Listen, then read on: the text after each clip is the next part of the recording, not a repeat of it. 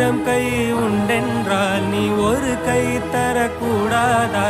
ஈராயிரம் கண் கொண்டாய் உன் ஒரு கண்யனை பாராதா?